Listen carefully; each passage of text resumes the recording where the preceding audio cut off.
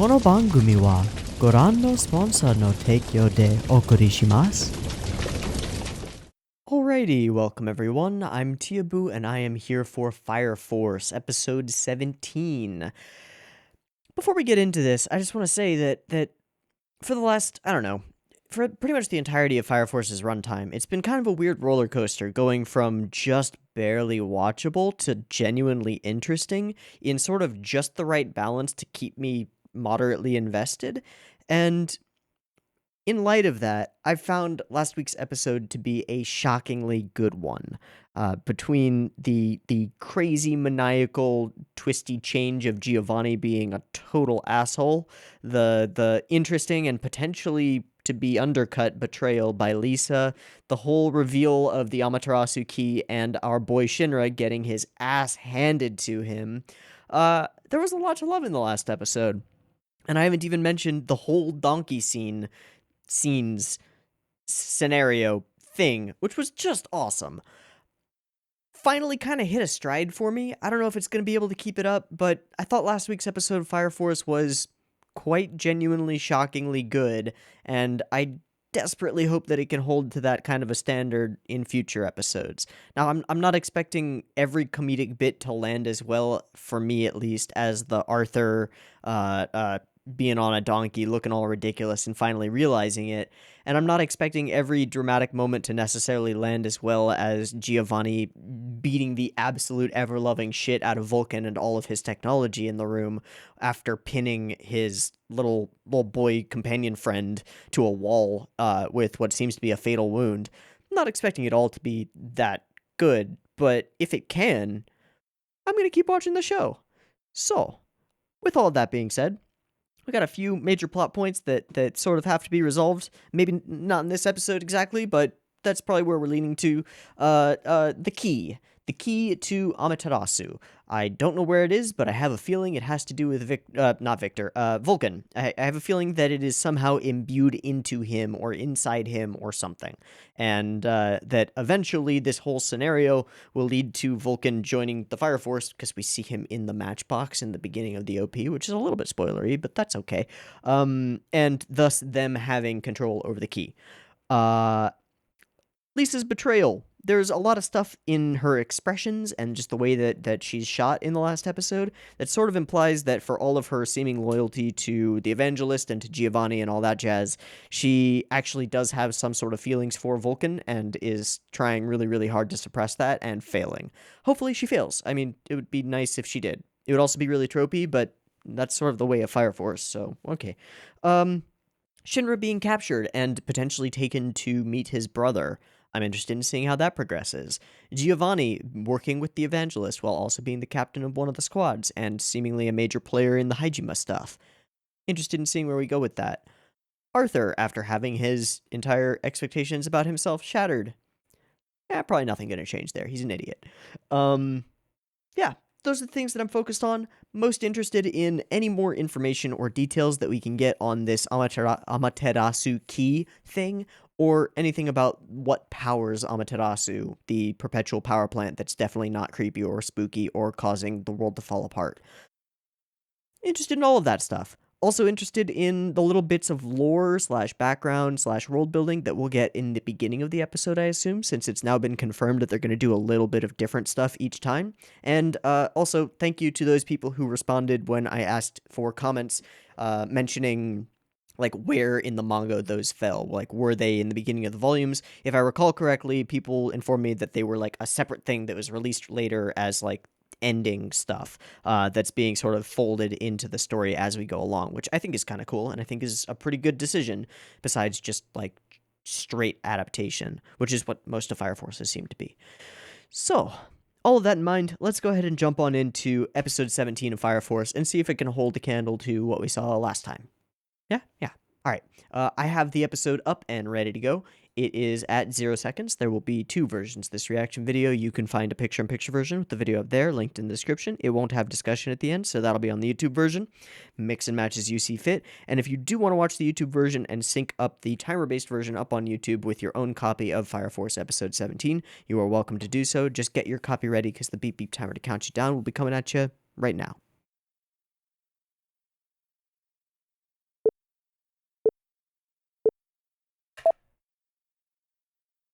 Backstory lore dump.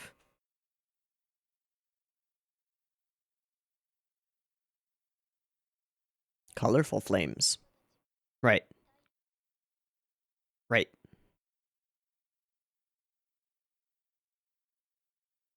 Mm-hmm. Supposedly.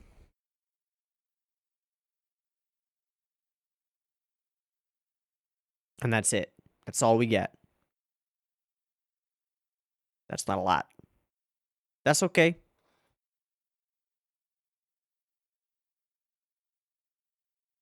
Casual.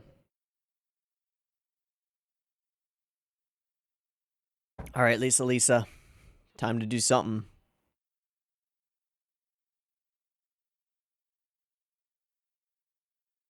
That's not gonna stop him. Oh. That's the key, isn't it?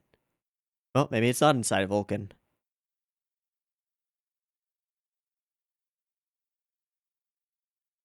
Oh. Hi. Hi, Hibana. You actually gonna save him?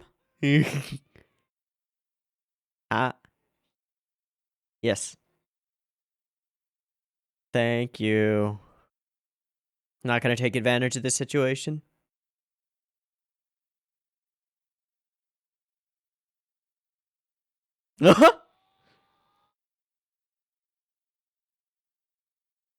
Gonna turn the volume down a little.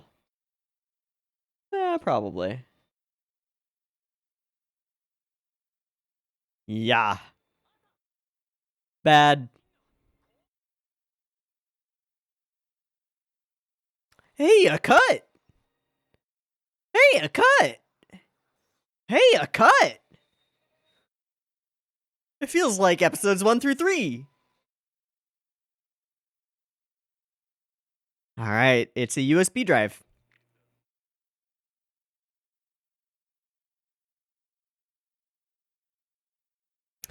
You might want to make sure that he isn't necessary. Hey! Rematch. Wow, oh, yikes. Crumple. Okay. Will we get to see a little bit of Giovanni's face now that his mask has been... Looks like a pug.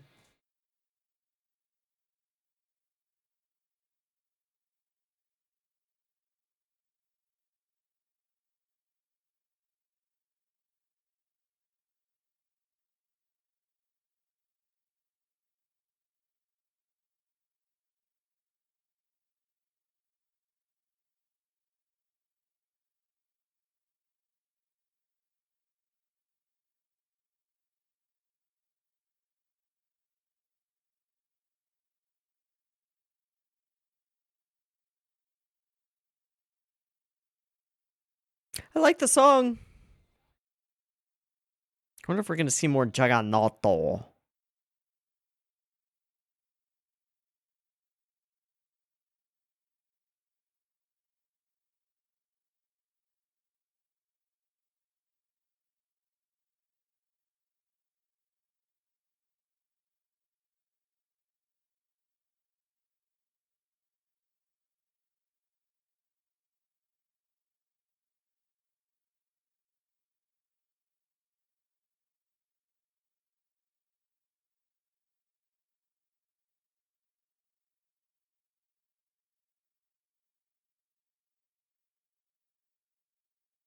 Hi, Vulcan.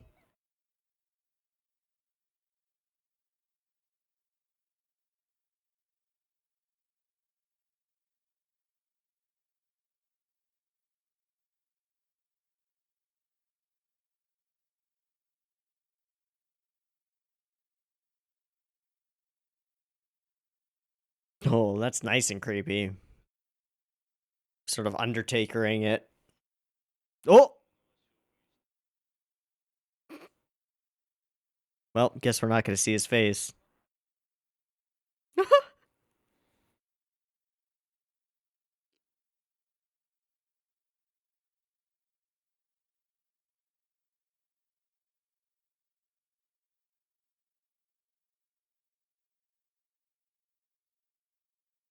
Nope. Thank you, Hibana. It does. Oh.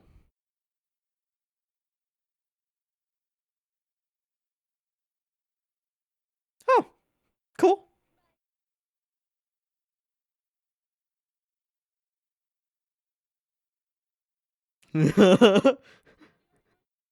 Yeah. Yeah. Huh? Oh, tentacle powers. Come on.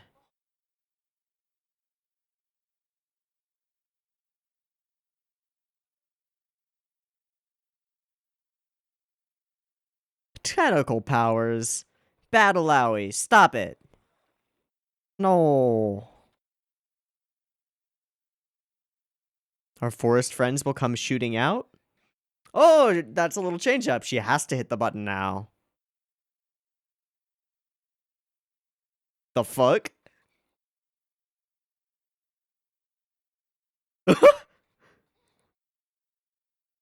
Cause all of the weird shit to happen.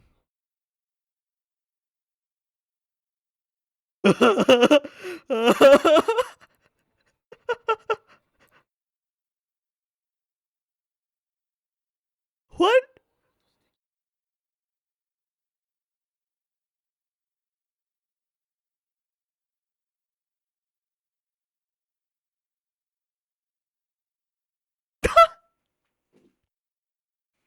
Okay.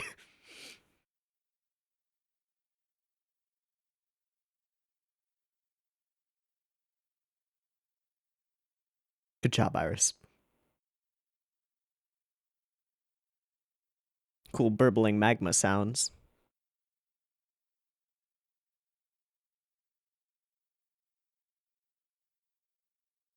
Hmm. Okay.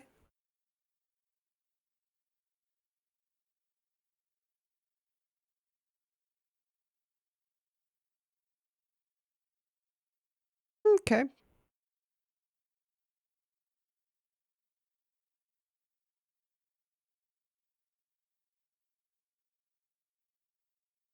He's here. Yeah. Big time. Your bro's here, buddy. Hi.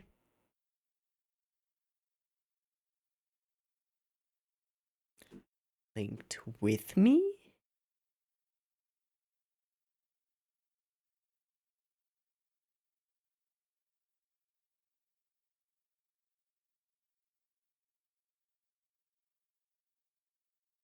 I didn't expect this to happen so quickly. Hi, show.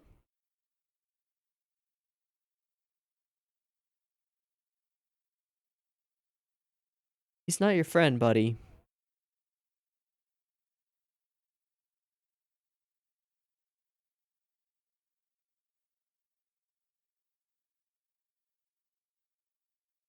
Crush.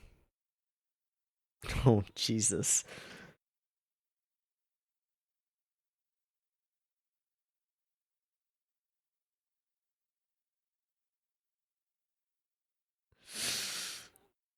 Ooh.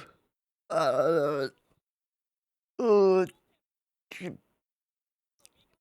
I don't think it wants that. What the fuck is that?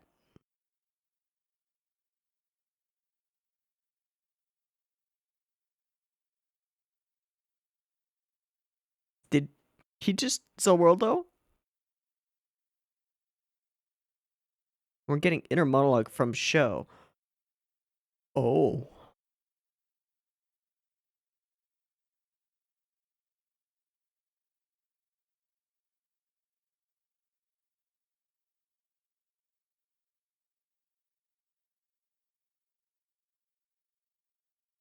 Stay back, Arthur.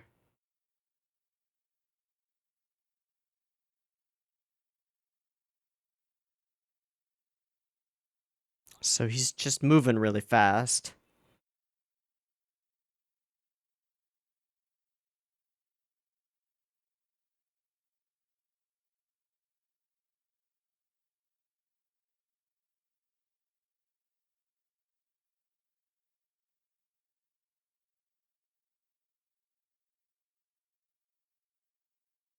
Oh.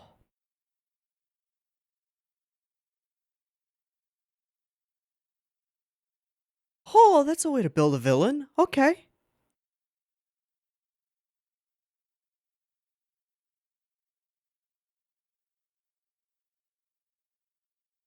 Uh.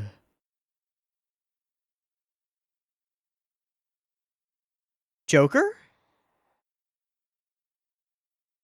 Is that Joker dust?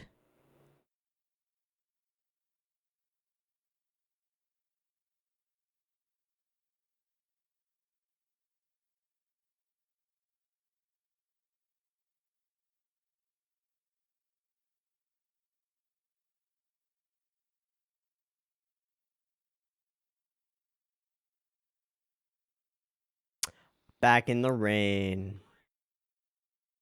Still have a chance. She's gonna get cut down. Oh, or that. Oh. Almost. Back in the rain.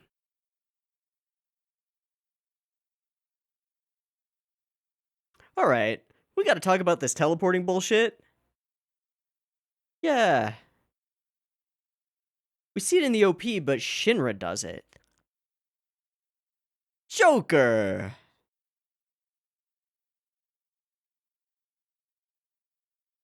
Ah? Huh?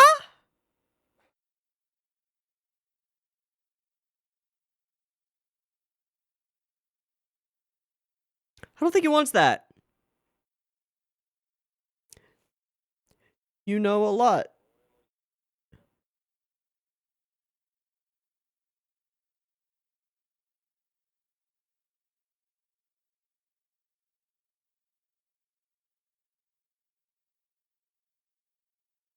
What the fuck?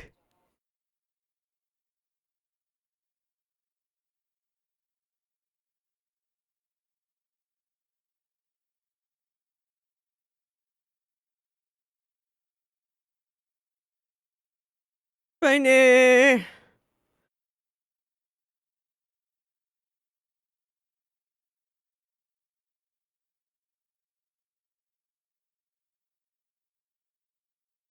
Okay, so that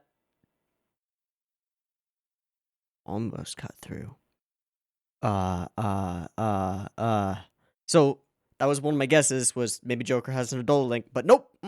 Apparently not.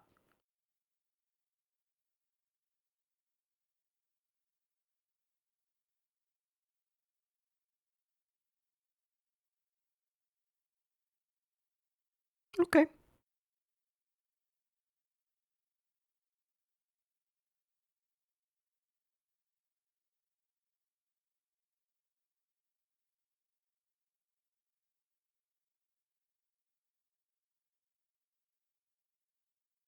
Awkward.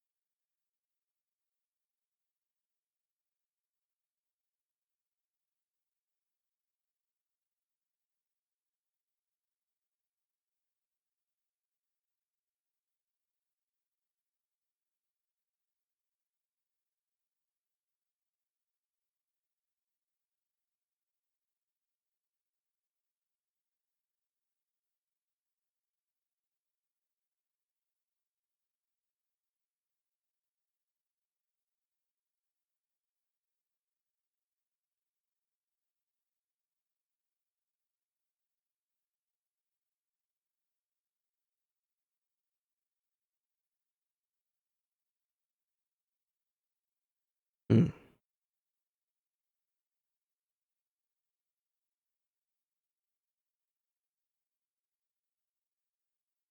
Hmm.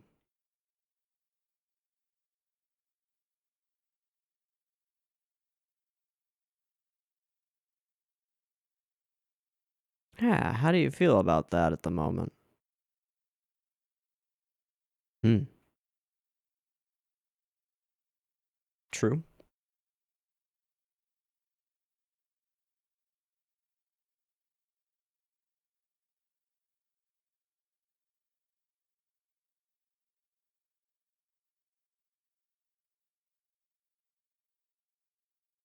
A.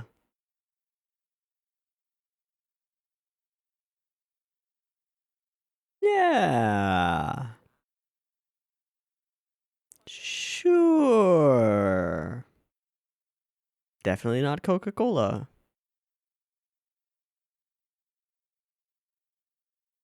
It's reasonable. Yeah.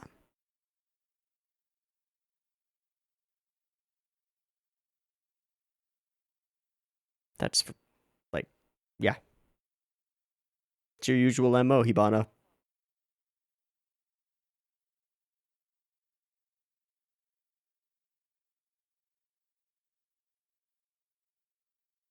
Oh, we're just time skipping ahead a little bit.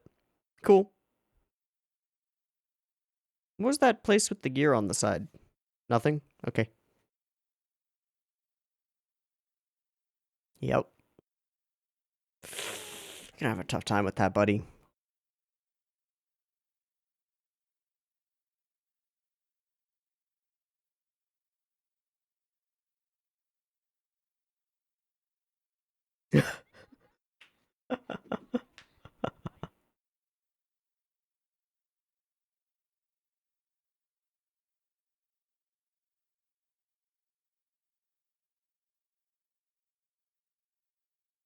Hmm.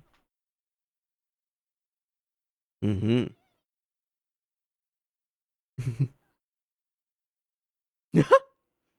Cut her off. Perfect.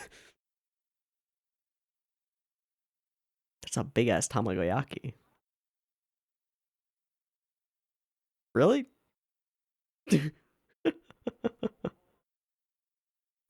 Captured and electrocuted?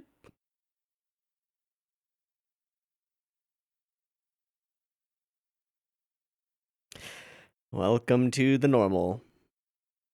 Silver sacrifice.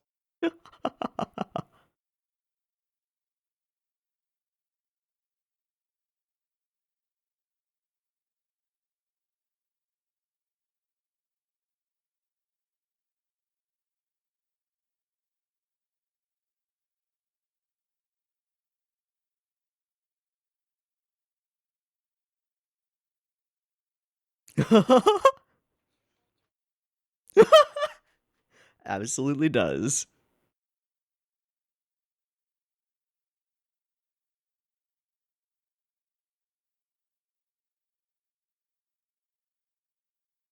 Yep.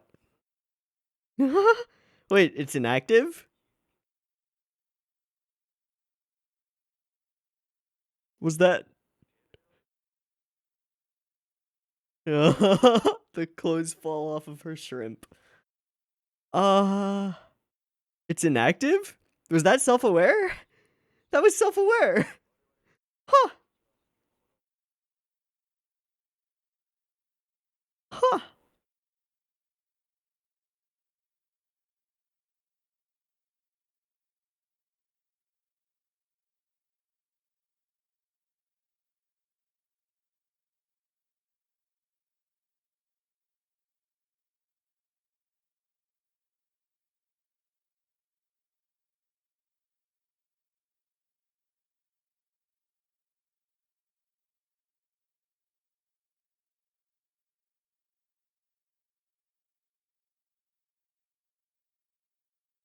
Hmm. Hmm. Oh, talk to his to the grave. Mm-hmm.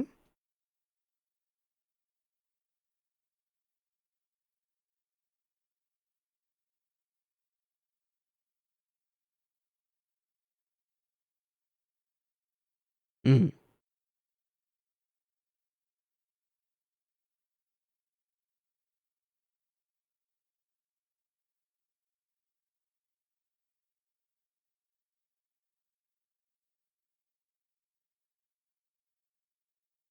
You are the family.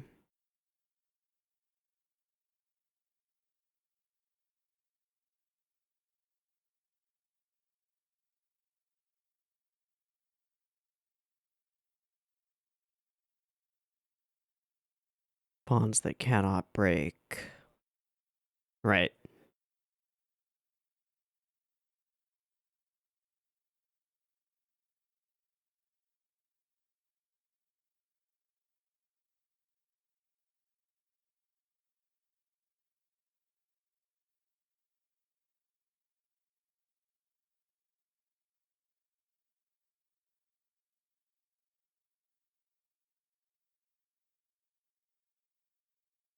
Okay.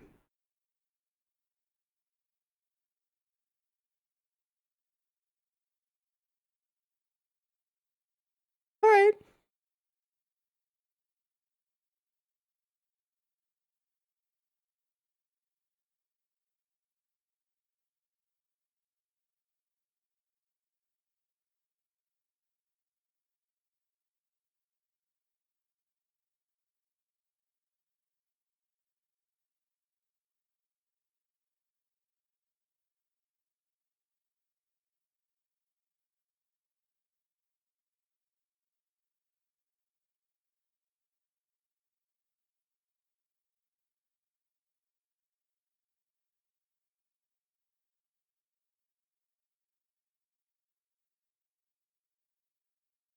Black and white and gray.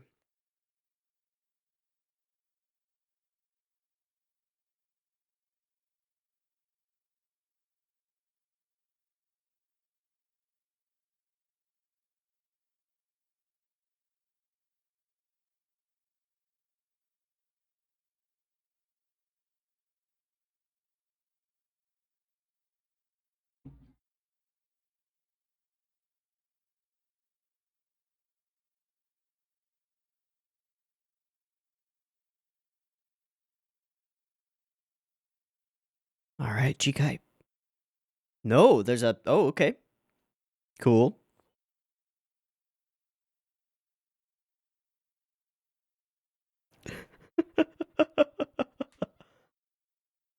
Uh-huh. A.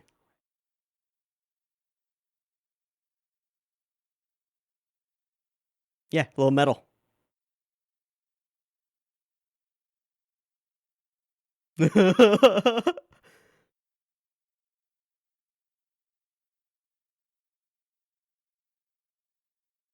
Might as well be a little metal. Yeah. Oh,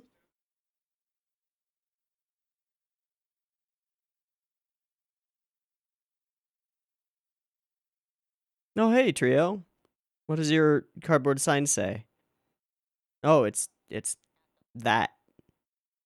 All right, Jikai.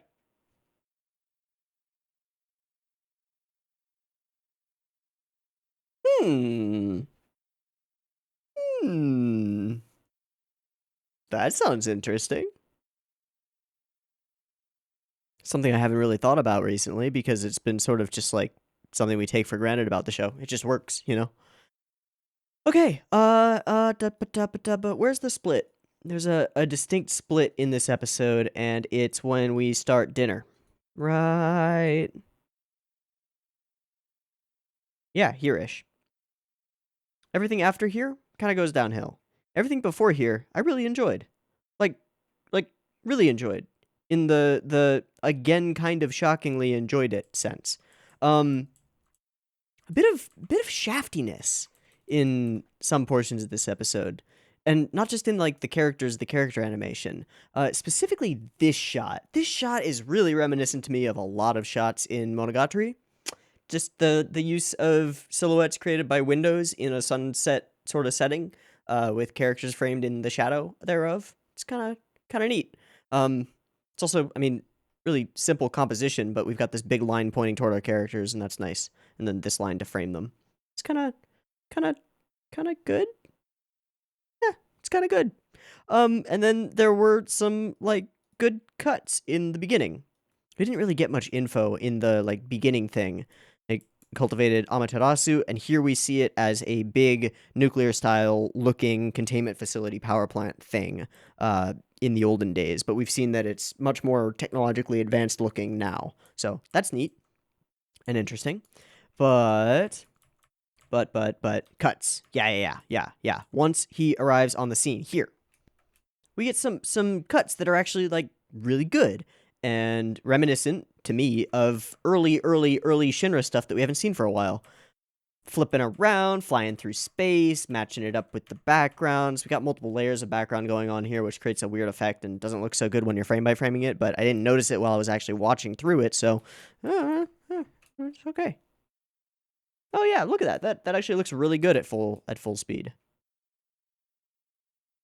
This disconnected section of random rubble and earth and stuff. And then the people diving sort of through depth of field past the camera as Shinra comes toward us this way. It's just cool. It's cool. And I like the effect that they use for the mirror images sort of dissipating. And then there's this other cut. Yeah. Whoosh. Yeah, this is flip around him, kick through the center, but he's real, right? Yeah, that's the real one. And then there's this cut where this guy swings his big old flaily mace thing around, and we go whoosh out from it and follow it around. And yeah, this is cool.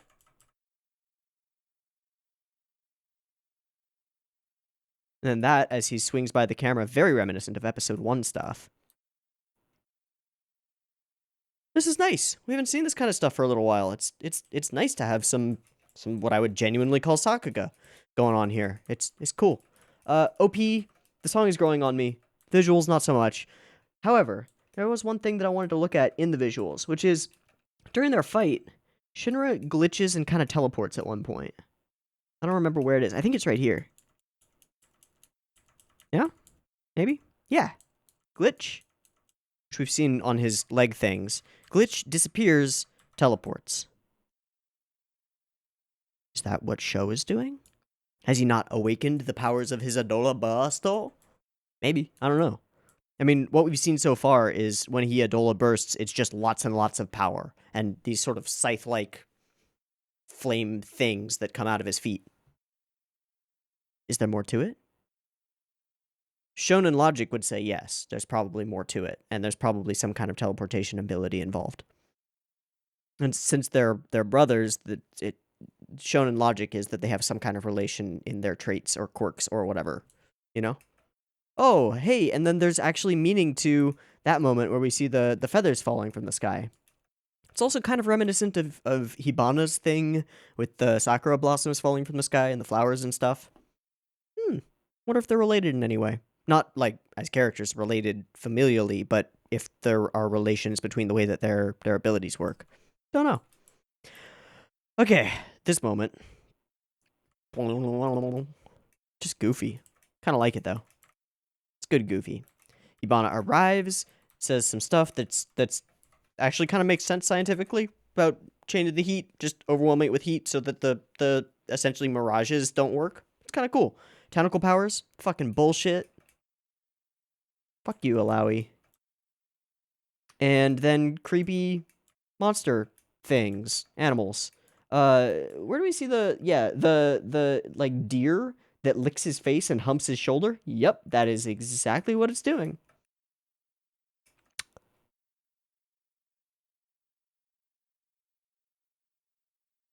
Okay. All right. Yeah. That's a thing. I do like the reversal on Iris's like willingness and desire to push all of the buttons being actually a good, useful thing.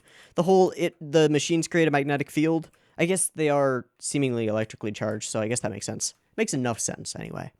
And then we get to the part that I really, really, really enjoyed. I mean, even more than the Saga stuff. I thought this was really well done. I thought that this meeting between Sho and Shinra had, like, a pretty perfect level of optimism from Shinra, just getting absolutely crushed by the fact that Sho is a stone cold fuck you. That wasn't really a sentence, but that's okay. He is a stone cold fuck you and has no interest in playing buddy-buddy or being your family. He only wants you because you happen to have an Adola burst, and he doesn't give a fuck that you're his brother. Whether that's innate in him or something that has been trained into him doesn't really matter at this point. He ain't going with you. Yeah, lots of use of these these harsh gradients on show with the bit of rim lighting or edge lighting or backlighting, whatever you want to call it, on his hair. Kind of looks cool. Gives him a pretty intimidating aesthetic and is kind of awesome. The big old gap between them, the little blush from Shinra, and the light on his side of the thing, and then the dark sun setting on the other side of this thing. Big old distance, show standing far above him. We don't really know who the person next to him is, but I assume it's somebody like Archer or somebody. We see his eyes glow, a burst of feathers, and then he is there. And then, interestingly, we get internal thoughts from Sho. I don't know where we're going to be going with that, but the fact that we get to see inside of a character's mind is, like, it's an important decision to make. Do we understand this character to any degree, or are they so alien and foreign to us, and their thought process so foreign to us, that we only see it from Shinra's perspective? I don't know if the author of Fire Force is thinking that deeply into it, or if they just wanted to insert these lines for show. I just don't know, but I would read it as it's important that we actually get to hear inside of his mind, because it's usually an important thing when we're determining, like, what is the perspective of the audience / camera / dialogue. So I'm intrigued by this. I don't know whether it implies that maybe he can be turned or has, like, rational thought that can be convinced, but it definitely lets us into his mind, and I think demonstrates exactly the opposite, which is that he has no qualms about this whole situation. He's just, like, straightforward, logical about all of this, and we get to hear from him this line, which very much confirms that he does not care for Shinra the way that Shinra seems to care for him. My only feelings are of disgust. Okay, thanks, nice, great. That's cool, buddy. Guess we're gonna fight.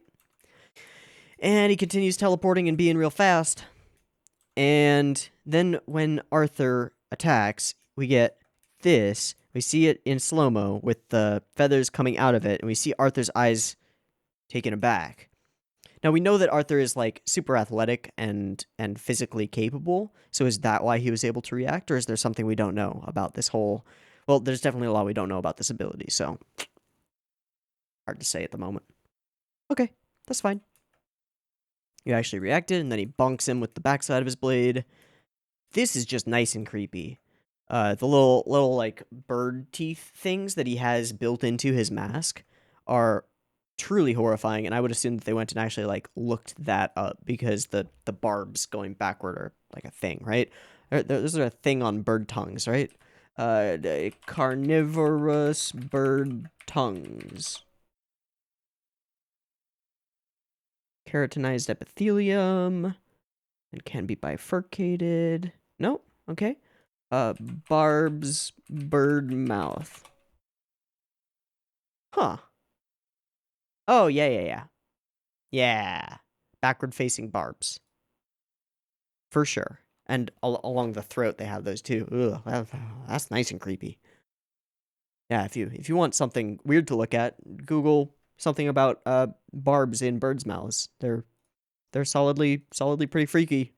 Weird dinosaur creatures with feathers. Motherfuckers. Okay, and then we get some Joker dust, and it explodes, and it's like, wait, was that Joker dust? And it is.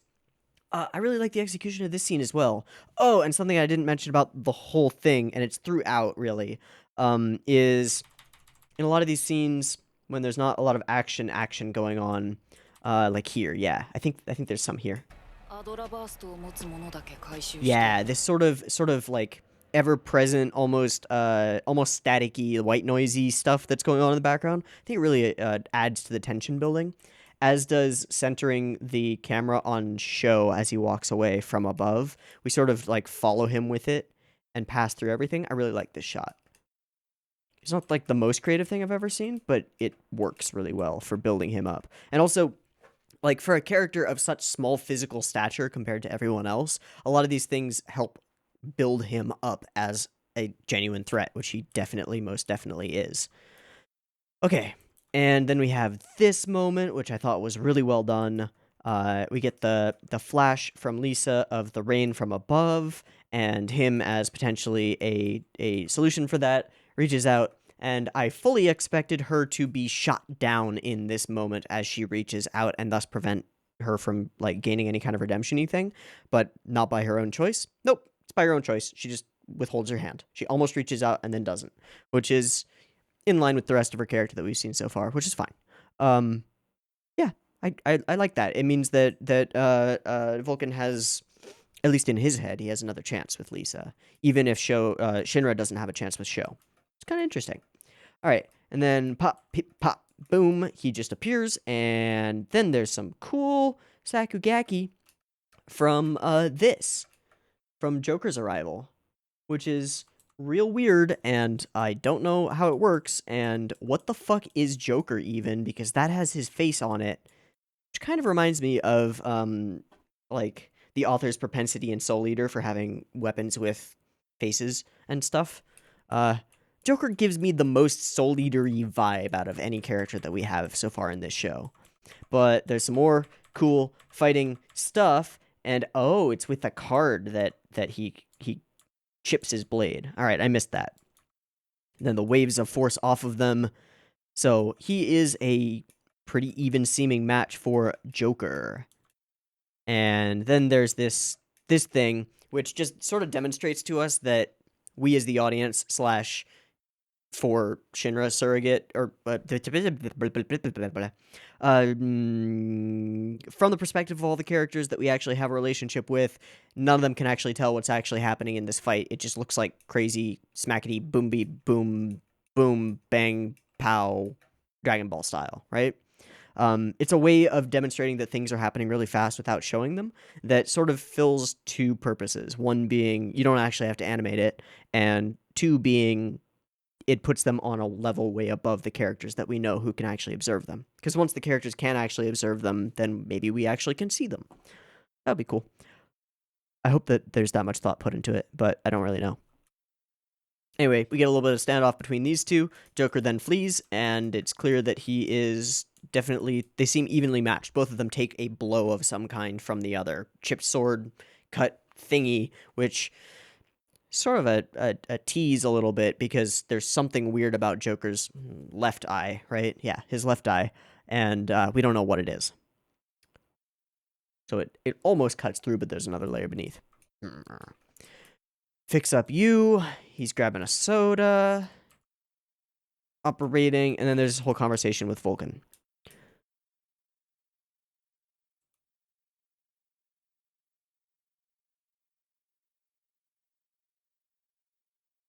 I really like... Where is it? This line. I like this line a lot. I say it in a lot of my reactions, but it is something that I firmly believe. Living is suffering. The two are inextricable. Choose your suffering. The world is this way for all of us. Being with other people who are also experiencing it can be a way of sharing the burden and of alleviating some of that pain. It's nice to have friends. It's nice to be part of something. And it's nice to do something that, in some small way, however you can justify it, alleviate suffering for other people. It's valuable. And personally valuable and important. I believe that. So, I really like this line. And the whole context of the situation that it's set in. And I really like this fist bump moment. It's really cute. It's really cool. And then I think the last thing that I want to mention is the Lucky Letcher thing. I don't know where it is. Yep, there it is. Yeah. Well, right now, with Tamaki's Lucky Letcher lure inactive, it's been a bit better. Now, manga readers, can you tell me if this is a line that's actually in the manga? I'm curious. If so, fine. If not, then that's self-awareness from DP. Either way, it's self-awareness from either the author or from DP about the fact, I will say it is a fact, because I don't think I've seen anybody who disagrees with this. The fact that Tamaki's Lucky Lecture bits have got real stale real fast and sucked. So, yes, actually, it being inactive has made everything a little bit better. Just a little bit, but yes, actually, I agree completely. So, either way, it's some interesting self-awareness that I wasn't quite expecting. Now, this whole sequence has a whole lot of cost-cutting measures. Most of the characters, when they're speaking, are facing away from us, and we're doing over-the-shoulder shots going the other way. Like here. Yep. Yeah. And like there. And there's lots of avoiding animation in that sequence. That's fine. There was cool stuff at the beginning of the episode, so it all balances out. No worries. Also, nice backgrounds for the skies. And we get another, and possibly the final, goodbye to the family. Cool. Picture of something broken. Now you just got to tear Lisa's face out of it, and everything will be fine. I'm breaking my promise. I'm joining the Fire Force. So it took a couple more episodes than I expected to, but we eventually ended up in the place where we expected to get, which is Vulcan is now a member of the 8th, which is pretty cool. He's gonna be hard rock or meddling things up everywhere, which is also pretty cool because a little bit of flavor to the uniforms and stuff would be well appreciated. Also, the idea of a matchbox with a giant like ram skull in the front of it is cool. I like it. And then we got a shitload of extra information in this episode, mostly around Sho and the dynamics with the evangelist, the fact that Joker is working directly against them and seems to be sort of a third party working on his own for his own reasons. He does say a line about like, it's no fun to let either the Fire Force or the evangelist people do whatever they want. So it makes me think that he's a third party of like some kind of balance that he is, I don't know, instilling in the world. And he's obviously really fucking powerful. And from what Sho said, he doesn't seem to have an Adola link burst thing, right? Okay. No resolution to the Lisa betrayal thing, but she's made her choice for now. Okay. And the key has nothing to do with Vulcan. It's just a flash drive. I'm actually kind of happy about that because the whole like it's actually within you thing is probably the most predictable way that it could have gone. So kind of glad that it isn't the way that it goes. Nice. All in all, another shockingly good episode of Fire Force. I mean, if they keep being this good, I'll just have to stop saying that they're shockingly good. It'll just be the norm. But these last few episodes have been ridiculously solid, and I'm really happy about that. It's kind of nice. Anyway, I think that's all that I have to say about this episode of Fire Force, so let's wrap it up. I've been Teeaboo. This has been Fire Force, episode 17. I hope you've enjoyed it as much as I have, and I hope to catch you next week in the next one. And if you're a manga reader, let me know about that Lucky Lecher Lure line, whether that was in the manga. Doesn't really change anything either way, but I'm curious to know. Anyway, yeah, see you next week. Peace.